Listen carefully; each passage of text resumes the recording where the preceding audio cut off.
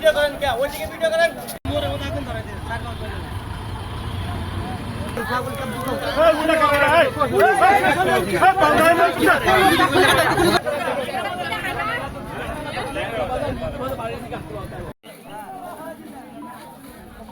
এইদিকে ভিডিও করেন কে ওইদিকে ভিডিও করেন ললিন বাজার থেকে আসতে পারি এত সময় লাগে ললিন বাজার থেকে আইটা এলে পরে সাইবার আসা যায় আইব না মানে